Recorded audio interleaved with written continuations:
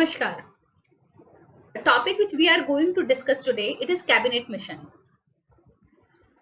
Cabinet mission ये topic discuss करने का ऑब्जेक्ट ये है कि अगर हम जानना चाहते हैं कि हमारे कॉन्स्टिट्यूशन का, भारतीय संविधान का निर्माण कैसे हुआ, तो we have to look into the historical part कि how our constitution was drafted, what are the various committees of the constituent assembly, okay, and how our constituent assembly was formed.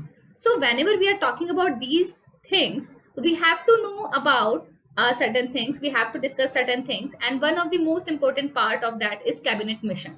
Okay, so the constituent assembly of India was a sovereign body which was formed on the recommendation of cabinet mission, which visited India in 1946 to draft a constitution for the country. अगर हम संविधान सभा की बात करते हैं, संविधान सभा एक संप्रभु निकाय था, मतलब इसके ऊपर कोई किसी का कंट्रोल नहीं था, ये अपने आप में एक संपूर्ण पावर के साथ ये एग्जिस्ट करती थी। और यह जो सभा बनाई गई थी, यह कैबिनेट मिशन के रेकमेंडेशन पर बनाई गई थी, और कैबिनेट मिशन ने भारत का दौरा 1946 में किया था।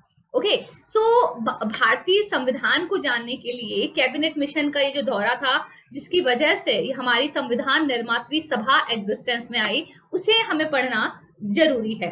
ओके, तो थोड़ा सा हिस्टोरिकल बैकग्राउंड हम डिस्कस करते हैं। तो let discuss something about the background of the cabinet mission. Towards the end of British rule, they found that their temporary patronage of the Muslim League conflict with their long-standing need for Indian unity. The desire for a united India was an outcome of both their pride in having politically unified the subcontinent and the doubts of the most British authority as to the feasibility of Pakistan. The desire for Indian unity was symbolized by the cabinet mission, which arrived in New Delhi on 24th March 1946, sent by the British government, in which the subject was the form of a post-independent India. The three men who constituted the mission were Stafford Cripps, Patrick Lawrence, and E.V. Alexander, favored India's unity for strategic reason. अब हम इतिहास की बात कर रहे हैं। जब हमने बात की है कि जब कैबिनेट मिशन भारत आया था, वो 24 मार्च 1946 को, जिस समय अंग्रेजों के समझ में ये आ गया कि भाई भारत पर अब शासन करना संभव नहीं है, अब भारत को उनका अधिकार, उनकी पावर, उनकी संप्रभुता, उनकी स्वायत्तता हमें सौंपनी होगी। उस समय इस विचार के आने के साथ ही क्या किया गया, तो अब आपको जब आपके मन में कोई विचार आता है तो उसे क्या होगा, उसको अप्लाई करने के लिए, इम्प्लीमेंट करने के लिए we have to do something.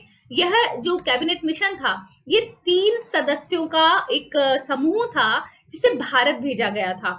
और ये जो ग्रुप है, ये जो कमीशन है, ये जो समिति है जो भारत आई थी, वो आई थी 24 मार्च 1946 को। 24 मार्च 1946 को इसका भारत में आगमन हुआ था, जिसमें 3 सदस्य थे। ठीक है, तो स्वतंत्रता के पश्चात भारत का स्वरूप कैसा होगा, इस चीज को निर्धारित करने के लिए ये भारत आए थे।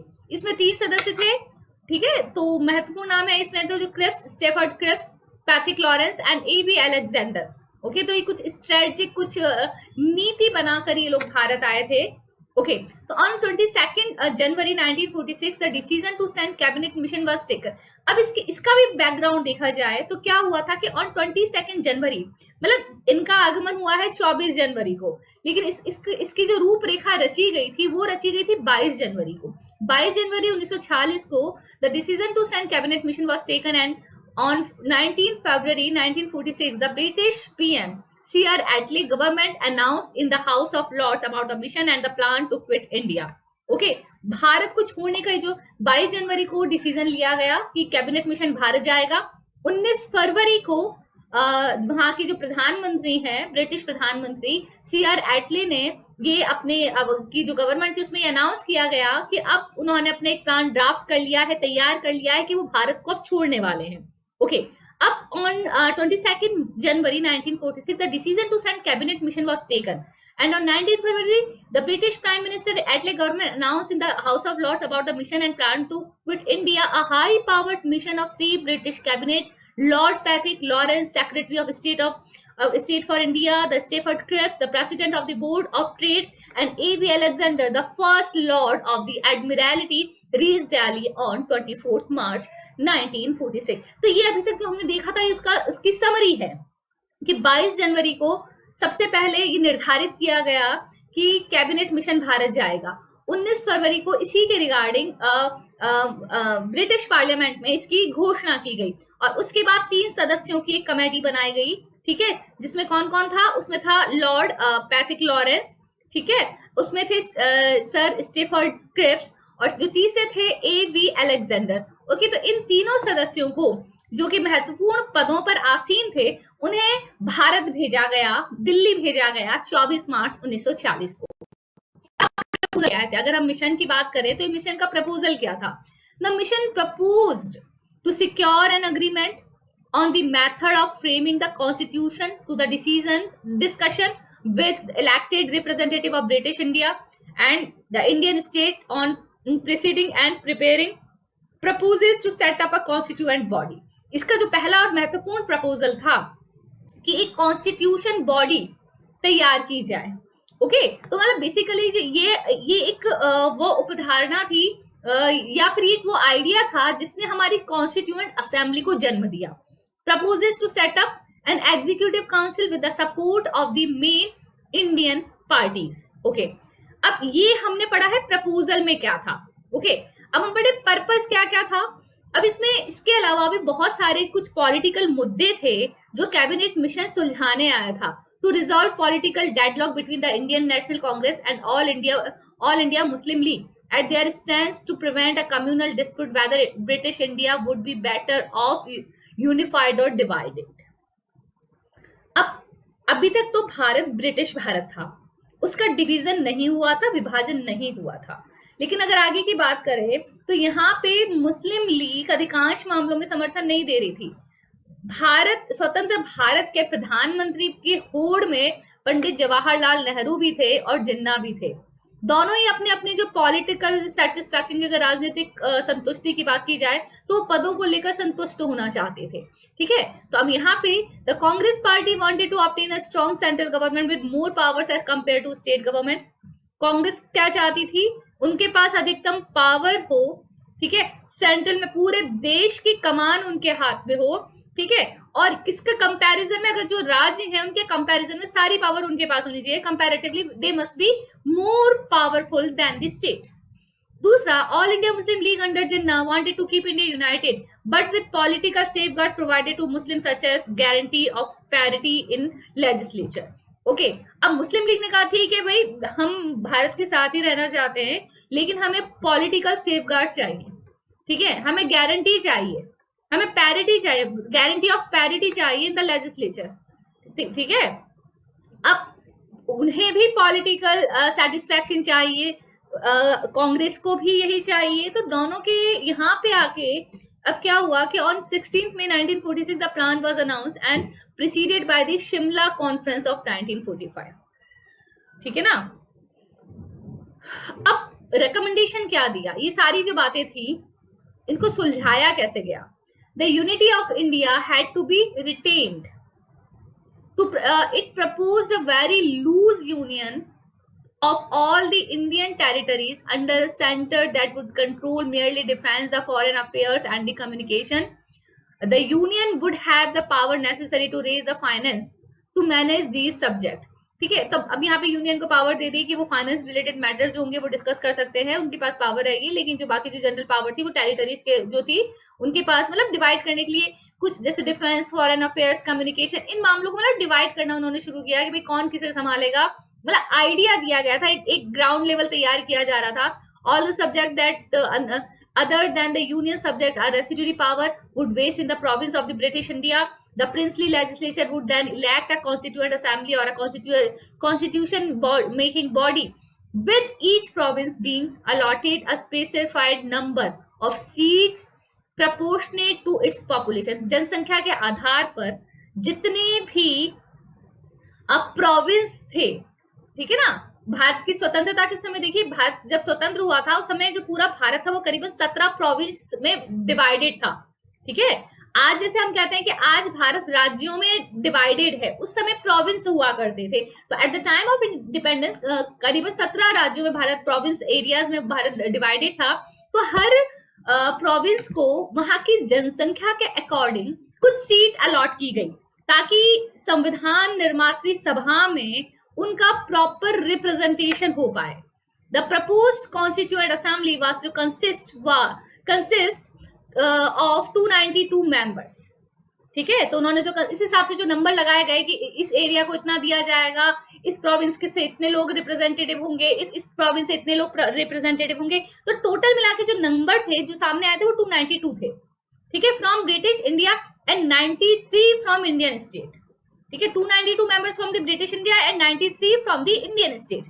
The mission proposed an immediate formation of interim government at the centre, enjoying the support of major political parties and with the Indians holding all the portfolios।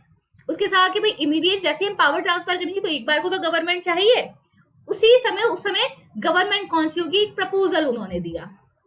Okay, the mission made its own proposals after inconclusive dialogue with the Indian leadership, seeing that the Congress opposed Jinnah's demand for a Pakistan comprising 6 full provinces.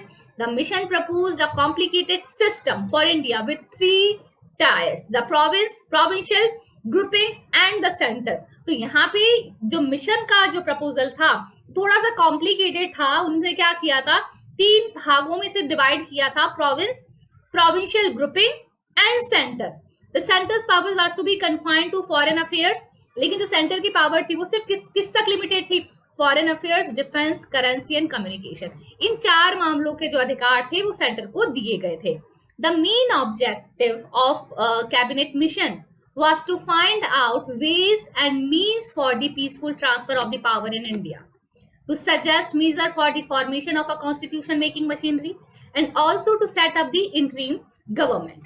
Okay, अब चलिए ये सब हो गया। तो main object ये था, आपको जो मेन इसमें परीक्षा की दृष्टि से अगर देखा जाए तो जो याद रखना है वो ये रखना है कि कैबिनेट मिशन भारत क्यों आया था, कि ब्रिटिशर्स को ये बहुत अच्छी तरीके से समझ में आ गया था कि भारत पर वो शासन कंटिन्यू नहीं कर पाएंगे।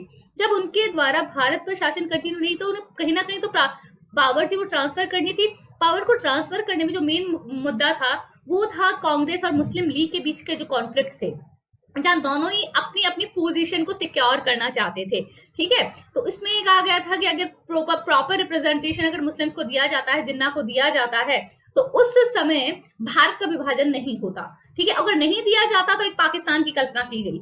ओके, तो यहाँ पे कैबिनेट मिशन ने अपना उनके हिसाब से जो उन्होंने प्रपोजल दिया था उसमें कहा था 3 टायर्स में, मतलब 3 टायर एक आउटलाइन प्रोवाइड की। इसे प्रोविंस है, फिर प्रोविंशियल ग्रुपिंग हो गई, और सेंट्रल लेवल पर we are going to divide everything in 3 parts.